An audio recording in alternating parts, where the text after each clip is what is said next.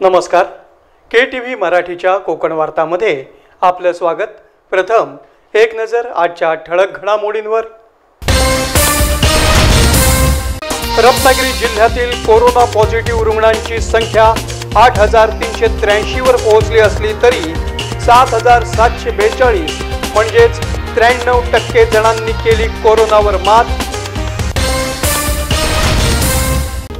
केंद्र शासनानं लागू केलेल्या कृषी विधेयकाविरोधात रत्नागिरी शहर काँग्रेसतर्फे सुरू करण्यात आली स्वाक्षरी मोहीम.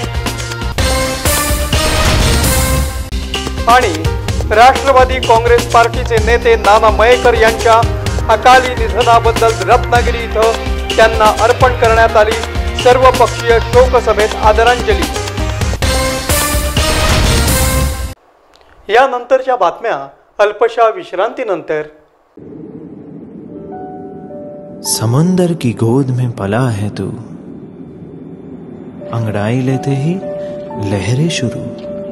आज यौवन की मस्ती छोड़, ले चलता हूं तुझे एक नए मोड़. आजा तुझे मां पुकारे अब, छेड़ देते हैं बीच से कुछ शरारत हंसी. गले लगा ले उसे ए फकीर, इंतजार कर रहा है तेरा तो. चल दे देते हैं उसे फसल की खूबसूरती तो. आजा तुझे मां पुकारे अब, मीलों आगे चलना है हमें. सिर्फ फसल नहीं, तेरे स्पर्श की चाह में बैठे हैं शहरों में भी कहीं. उनके मुख पे भी लानी है मुस्कान, उन्हें भी देनी है एक नई पहचान. आजा तुझे मां पुकारे अब. फिनोलेक्स पाइप्स पहुंचाए पानी को अपनी मां के पास. हाजी मोहम्मद साहेब ठाकूर ITI करंजारी पालीपासून जवळच रत्नागिरी कोल्हापूर हायवे लगत असलेल्या शासन मान्य Thakur ITI quality council of India मानांकित आणि डायरेक्टरेट जनरल ऑफ ट्रेनिंगची मान्यता प्राप्त ITI. 1 आणि 2 वर्ष कालावधीच्या ट्रेडसाठी प्रवेश सुरू. Civil draftsman, mechanical draftsman, electrician, mechanic, refrigeration आणि air conditioner, fitter, mechanic diesel trades उपलब्ध. आमची वैशिष्ट्य अनुभवी शिक्षक वर्ग, विद्यार्थ्यांकडे वैयक्तिक लक्ष, वायफाय कॅम्पस, सुसज्ज लायब्ररी, हॉस्टेलची सुविधा, प्रॅक्टिकलसाठी अद्ययावत वर्कशॉप्स, कॉम्प्युटर लॅब, नोकरीसाठी सक्षम मार्गदर्शन तसंच रत्नागिरीपासून कॉलेजपर्यंत जाण्यासाठी बस सेवा. शासनाने निश्चित केलेली माफक प्रवेश फी. प्रवेश आणि अधिक माहितीसाठी 02352 किंवा 8551015948 या क्रमांकावर संपर्क साधा. व्यवसाय शिक्षण क्षेत्रातील एक विश्वसनीय नाव ठाकूर ITI करंजारी, तालुका संगमेश्वर, जिल्हा रत्नागिरी. आणि आता वळूया सविस्तर वृत्तांताकडे. 26 ऑक्टोबर अखेर रत्नागिरी जिल्ह्यातील कोरोना पॉझिटिव्ह रुग्णांची संख्या 8,383 वर पोहोचली असली तरी 7,742 जणांनी म्हणजेच 93% रुग्णांनी यावर मात केली आहे.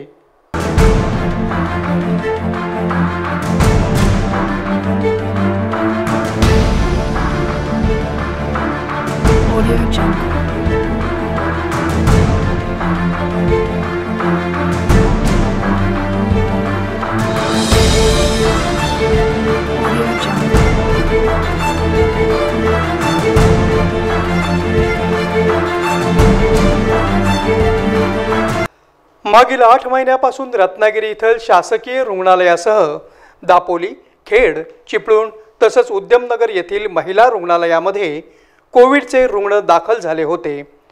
परंतु जिल्हा प्रशासन आणि आरोग्य विभागाच्या सतर्कतेमुळे 93% रुग्ण बरे होऊन घरी जाणं ही एक दिलासादायक बातमीच म्हणावी लागेल.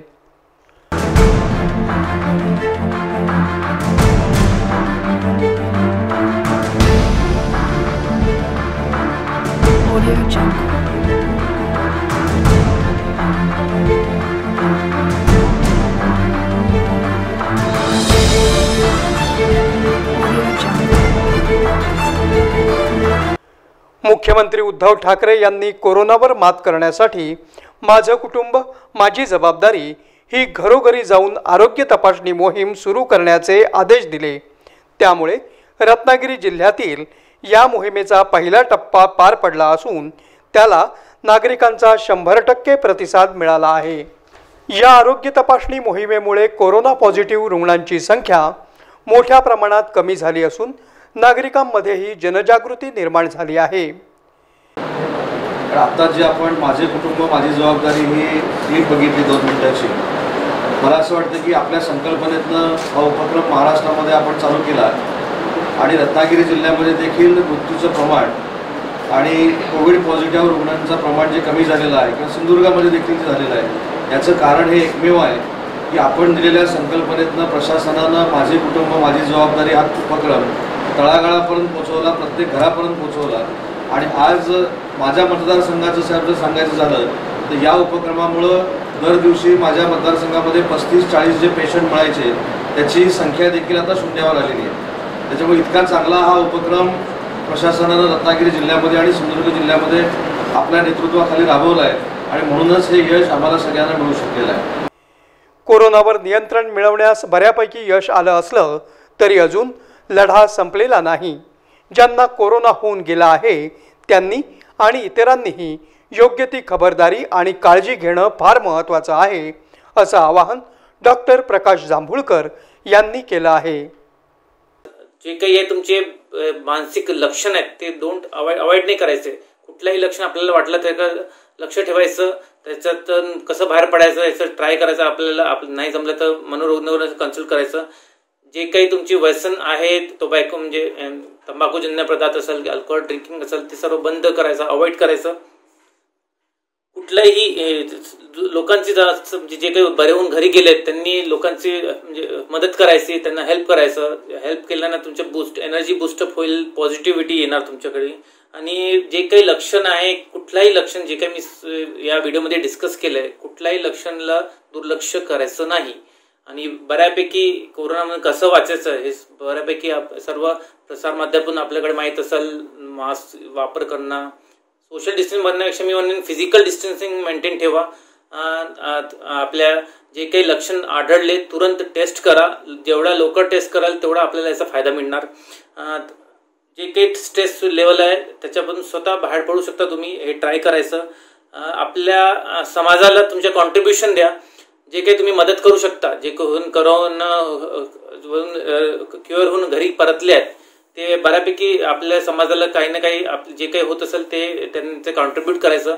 इव्हन आता प्लाझ्मा थेरपी सुरू होत आहे आपल्या रत्नागिरी सिव्हिल हॉस्पिटलला, तर ज्यांच्यामध्ये बऱ्यापैकी अँटीबॉडी लेवल आला आहे 28 दिवसानंतर, ज्यांचे वय 18 ते 55 वर्षाच्या मधात आहे, जे हेल्दी आहेत, बाकी दुसरा कुठलाही आजार नाही, यांचे ब्लड डोनेशन करून तुम्ही त्यांचे प्लाझ्मावरून दुसऱ्याला मदत करू शकता।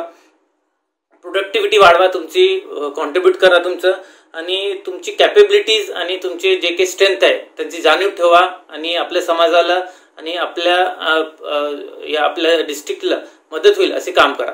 ओके। मागील 8 महिन्यात कोरोनावर मात करण्यास आरोग्य विभागाला मोठ्या प्रमाणात यश आलं असलं तरी सुमारे 313 जणांचा कोरोनामुळे मृत्यू झाला आहे। ही बाब चिंताजनक असल्याचं बोललं जात आहे। सर, आपल्या जिल्ह्यामध्ये एकूण 8000 रुग्ण झालेले आहे बाधित, त्याच्यापैकी जवळपास 90% रुग्ण बरं होऊन घरी सर परतलेले आहे। पण एक बाब आहे की आपली डेथ रेट जो आहे तो 3.5 आहे। 302 लोकांचे मृत्यू झालेले आहे। आपल्या जिल्ह्यामध्ये वरिष्ठ नागरिकांची लोकसंख्या इतर जिल्ह्यापेक्षा जास्त आहे, 15 ते 20% मध्ये आहे। म्हणून आपल्याला डेथ रेट कमी करण्यासाठी हा प्लाझ्मा थेरपीचे लाभ हे अत्यंत मोलाचे आहे। शासनानं कोरोना टेस्टचे दर सुरुवातीला 1800 रुपये एवढे ठेवले होते, परंतु आता त्यामध्ये 3 वेळा घट करण्यात आली असून यापुढे कोरोनाची टेस्ट करताना रुग्णांकडून फक्त 980 रुपये घेता येतील, असं आरोग्यमंत्री नामदार राजेश टोपे यांनी जाहीर केलं आहे।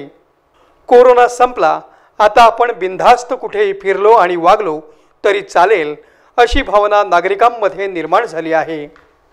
परंतु जगातील काही देशांमध्ये कोरोनाची दुसरी लाट आली असल्यानं नागरिकांनी गाफील न राहता सावध राहावं, सोशल डिस्टन्सिंगचा वापर करावा, तसंच सॅनिटायझर आणि मास्कही वापरावेत, असे आवाहन जिल्हा प्रशासनातर्फे करण्यात आलं आहे। शेतकऱ्यांच्या विरोधात असलेले केंद्रीय कृषी विधेयक मागे घेण्याच्या मागणीसाठी रत्नागिरी शहर काँग्रेसतर्फे शहरात स्वाक्षरी मोहीम सुरू करण्यात आली आहे।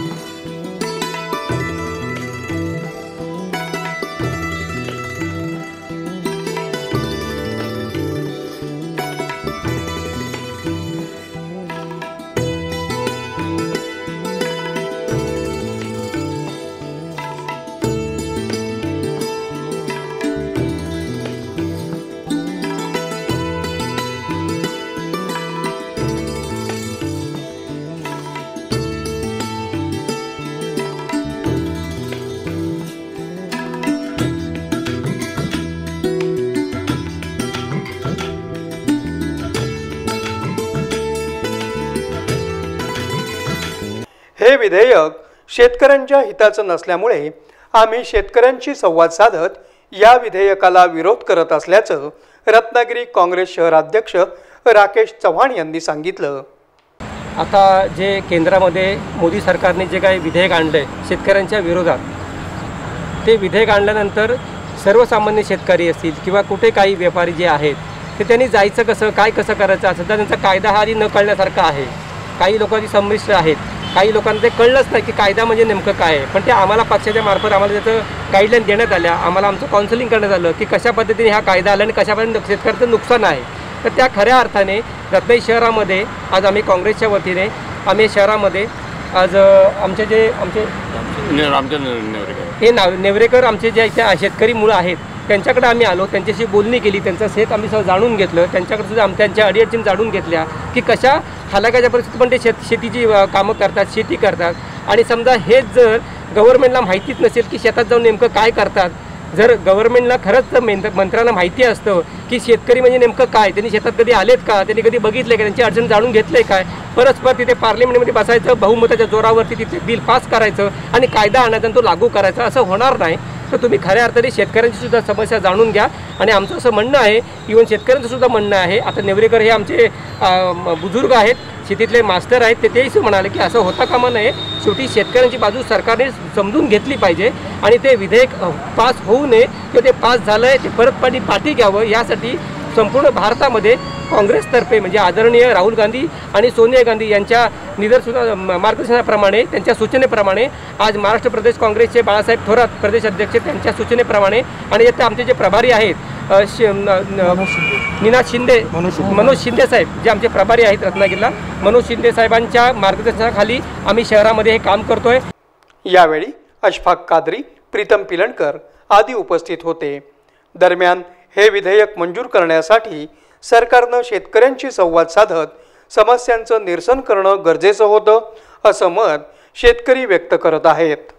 रत्नागिरी आपल्या या कोकणामध्ये अवकाळी पावसामुळे काय शेतीची अवस्था आहे सगळ्यांना माहितीच आहे। आज ही परिस्थिती आपल्या प्रत्येक रत्नागिरीतल्या किंवा कोकणातल्या प्रत्येक शेतकऱ्यावरती येऊन पडते, भातपीक पडतं आहे किंवा काय होतं आहे, नुकसानी होते आहे, इतर काही त्रास आहेत, हे काय शासन बघून घेत नाही आहे। पण आत्ताची जी परिस्थिती आहे त्यानुसार जे काय विधेयक काढतायत, जे सत्तेवरती बसलेले जे पक्ष आहेत त्यांनी हे काय विधेयक काढतात त्यांनी शेतकऱ्यांची बाजू ऐकून घ्यावी आणि नंतर पुढे त्याच्यावरती विचारविनिमय करून पुढचा विचार करावा आणि शेतकऱ्यांसाठी योग्य तो निर्णय घ्यावा। बाकीचं काय त्याच्यामध्ये म्हणणं नाही आहे। त्यांनी आपल्या ह्याच्यासाठी म्हणजे स्वार्थासाठी किंवा आपल्या वैयक्तिक फायद्यासाठी कोणत्याही प्रकारचं हे करू नये आणि शेतकऱ्यांचा विचार करावा। ज्याप्रमाणे पहिल्यापासून सुरुवातीला भाजी मंडई वगैरे आहेत त्या सगळ्यांचे जे विषय आहेत ते त्याप्रमाणे चालू असावेत, जेणेकरून त्यांना पण काहीतरी मिळेल आणि शेतकऱ्याला पण त्याचा योग्य फायदा होईल। राष्ट्रवादीचे तालुका अध्यक्ष नाना मयेकर यांचं 15 दिवसांपूर्वी अकाली निधन झाल्यानं रत्नागिरी इथं त्यांना सर्वच पक्षाच्या नेत्यांनी आदरांजली अर्पण केली।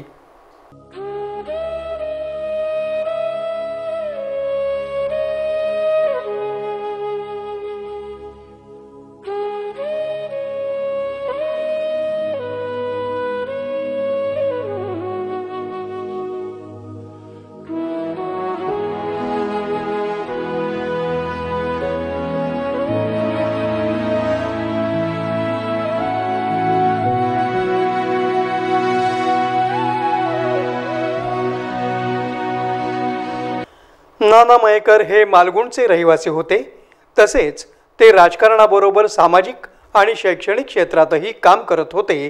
त्याची दखल घेत राष्ट्रवादीनं त्यांना रत्नागिरी तालुक्याच्या अध्यक्षपदाची जबाबदारी सोपवली होती. नाना मयेकर यांच्या अकाली निधनानं राष्ट्रवादीसह रत्नागिरीचंही मोठं नुकसान झालं असल्याचं मत लाईक फोंडू सुधाकर सावंत यांनी व्यक्त करून त्यांना भावपूर्ण आदरांजली अर्पण केली. आणि नाना यांनी मालवणमध्ये शैक्षणिक क्षेत्र विस्तारित केलं. नाना मयेकर कुटुंबाने शैक्षणिक क्षेत्र विस्तारित केलं, पण त्याचं सुशोभीकरण करणं आणि हे करण्याचं काम नानांनी केलं. आणि आज ज्या ठिकाणी आर्थिक संस्था ज्या ठिकाणी शैक्षणिक संस्था निर्माण झाल्या त्या ठिकाणची आर्थिक परिस्थिती मजबूत झाली आणि ते मजबूत करण्याचं काम नानांनी केलं.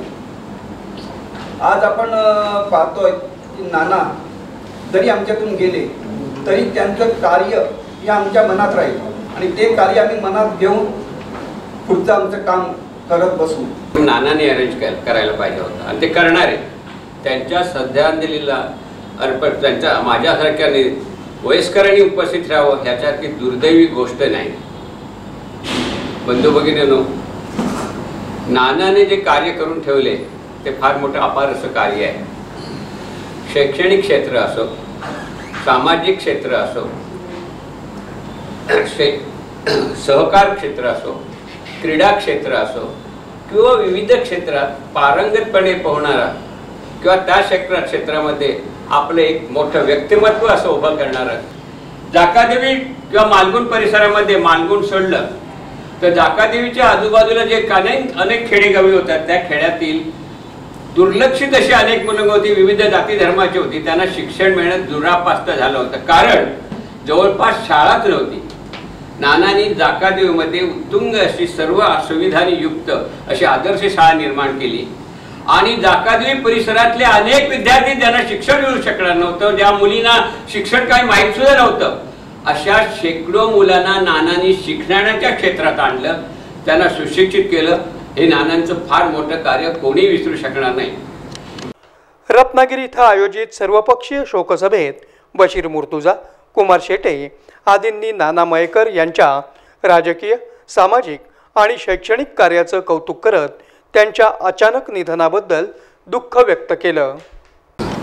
राजकीय व्यक्ती गेली, एक सामाजिक कार्यकर्ता गेला, एक होतकरू असा नेतृत्व गेलं, पण त्या सर्वांबरोबर सर्वात महत्त्वाचं म्हणजे माझा एक सच्चा आणि मनापासून प्रेम करणारा असा मित्र, याला मी मुकलो आहे. आपण सर्वजण मुकलो आहोत. मैत्री कशी करावी, मैत्री कशी असावी, मनामध्ये काही न ठेवता दिलखुलासपणे मैत्री करावी, हे खरं म्हणजे नानाच्या आयुष्यात नानाच्या स्वभावावरूनच आम्ही शिकलो. नानाने अनेक वेळा अनेक घटनांमध्ये, मी कुठल्या घटनेचा आता उल्लेख करणार नाही कारण अनेक अशा घटना होत्या ज्या ठिकाणी नाना मित्र म्हणून धावून आलेले आहेत. नानांचा पूर्वी माझा फक्त ओळख होती, परंतु 99 सालापासून राष्ट्रवादी स्थापना झाली आणि ज्यावेळेस नाना राष्ट्रवादी काँग्रेस पक्षाचे तालुकाध्यक्ष झाले तेव्हापासून या ठिकाणी नानांचे आणि आमचे संबंध हे अत्यंत सलोख्याचे आणि जिव्हाळ्याचे असे निर्माण झाले. की ज्या वेळेला नानांची आमची ओळख झाली त्यावेळेला नाना हे भाई मयेकरांचे चिरंजीव, त्यांचे मुलगे एवढीच ओळख होती. आणि ज्या वेळेला ते आपल्यातून निघून गेले त्यावेळेला त्यांची ओळख जर सांगायची झाली तर नानाचे वडील भाई मयेकर अशी सांगावी लागते. हे बाप से बेटा सवाई कसा झाला हे यावरून सिद्ध होतं. आपल्याला सांगायचं झालं तर खरं म्हणजे यामध्ये आम्ही ज्यांना फोन केलं त्याहीपेक्षा कितीतरी जास्त पटीनं आपण सगळेजण या ठिकाणी आलं. कदाचित पेपरमध्ये, कदाचित व्हॉट्सअपमध्ये काही वाचलं तर त्याला आणि आलं. खरं म्हणजे नानांच्या प्रेमाखातर आपण सगळेजण आलेलो आहोत. परंतु तरीसुद्धा आपण आपल्या सगळ्या जणांनी हे प्रेम या ठिकाणी दाखवलं.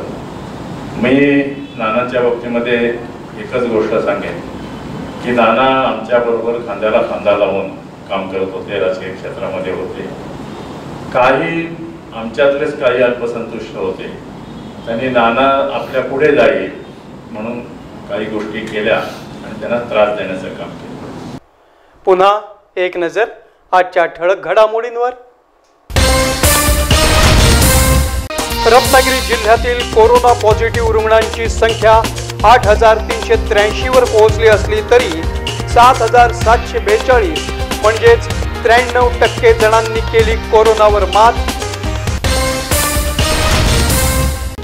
केंद्र शासनानं लागू केलेल्या कृषी विधेयकाविरोधात रत्नागिरी शहर काँग्रेसतर्फे सुरू करण्यात आली स्वाक्षरी मोहीम।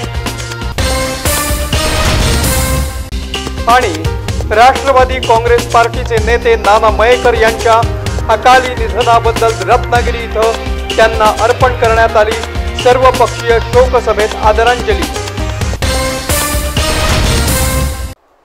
याबरोबरच आजचं हे बातमीपत्र संपलं। पुन्हा भेटूया पुढील बातमीपत्रात। तोपर्यंत नमस्कार।